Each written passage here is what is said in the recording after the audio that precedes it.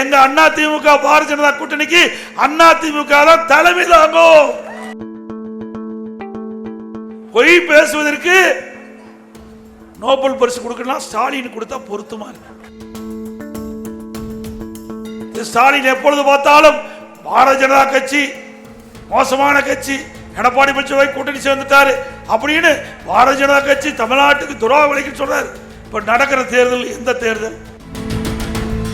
இன்னைக்கு விலைவாசி உயர்ந்து போச்சு. வெண்ணை முட்டுக்கிட்ட அளவுக்கு விலைவாசி உயர்வு. கட்டுமான பொருட்கள் இனிமேல் கனவுல தான் வீடு கட்டிக்கணும். இனிமேல் கனவுல வீடு கட்டி மகிழலாம். அதையெல்லாம் இங்க இருக்கிற கம்யூனிஸ்ட் கட்சி கேட்க மாட்டாங்க.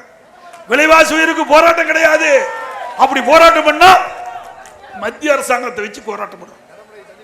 மத்திய அரசாங்கத்தை வச்சு போராட்டம் பண்ணுவாங்க. இங்க தமிழ்நாட்டில் இருக்க ஒரு அரசாங்கம் கண்ணுக்கு தெரியல. இங்க நாட்டை ஆள்றது யாரு? கம்யூனிஸ்ட். அருமை நண்பர்கள் தோழர்கள் எண்ணி பார்க்க வேண்டும். இங்க யார் ஆள்றா? திமுக தானே ஆட்சி. இது இங்க இருக்கிற மக்களுடைய பிரச்சனை இங்க இருக்கிற அரசாங்கம் தானே பார்க்கணும். விலைவாசி விண்ணை முட்டின அளவுக்கு உயர்ந்து போச்சு, அதுக்கு போராட்டம் கிடையாது. கட்டுமான பொருட்கள் விலை உயர்ந்து போச்சு, அதுக்கு போராட்டம் கிடையாது. அது மட்டும் இல்ல, ஸ்டாலின் எப்பொழுது பார்த்தாலும் பாரதிய ஜனதா கட்சி மோசமான கட்சி, எடப்பாடி பழனிசாமி கூட்டணி சேர்ந்துட்டாரு அப்படின்னு பாரதிய ஜனதா கட்சி தமிழ்நாட்டுக்கு துரோகம் விளைக்க சொல்றாரு. இப்ப நடக்கிற தேர்தல் எந்த தேர்தல்? சட்டமன்ற தேர்தலா நாடாளுமன்ற தேர்தலா? சொல்லுங்க. அடுத்த ஆண்டு நடக்கிற தேர்தல் எந்த ஆறுது? நீங்களே சொல்லுங்க மக்கள். சட்டமன்ற தேர்தல் தானே. இந்த முதலமைச்சருக்கு அது கூட தெரியல. நாடாளுமன்ற தேர்தல் நடக்குது, சட்டமன்ற தேர்தல் நடக்குது, தமிழ்நாட்டுக்கு நடக்குது. நாடாளுமன்ற தேர்தல் முடிஞ்சு ஒரு வருஷம் ஆகி போச்சு. சட்டமன்ற தேர்தல் அடுத்த வருஷம் நடக்குது. சட்டமன்ற தேர்தலில் எங்களுடைய கூட்டணி பாரதிய ஜனதா கூட்டணி அமைக்கின்ற பொழுது நாங்கள் முடிவு செஞ்சு அறிவிச்சாச்சு. பேட்டி கொடுக்கும்போது தெளிவாச்சு. எல்லா ஊடகத்திலையும் பத்திரிகை வந்தாச்சு. எங்க அண்ணா திமுக பாரதிய ஜனதா கூட்டணிக்கு அண்ணா திமுக தான் தலைமை தாங்கும். அண்ணா திமுக ஆட்சி தான் வரும். அப்புறம் எதுக்கு நீ கேட்கிற? அவைகளை பத்தி பேசிட்டு இருக்கிற? எங்களை பத்தி பேச நாங்க பதில் சொல்ல தயாராகிறோம். ஆக மடைமாற்றம் செய்து மக்களை குழப்பி எப்படியாவது ஆட்சிக்கு வரணும்.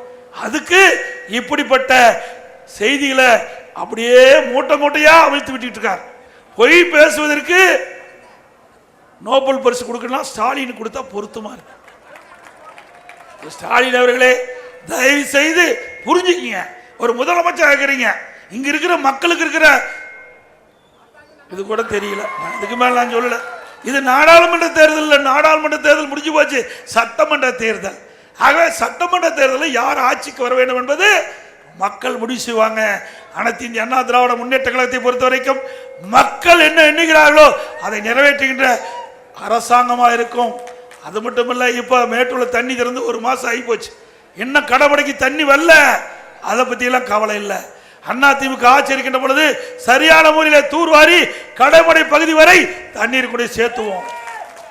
குறிப்பிட்ட நாட்கள்ல விவசாயிகள் பயிடுவாங்க. அந்த நிலையெல்லாம் மாறி போச்சு.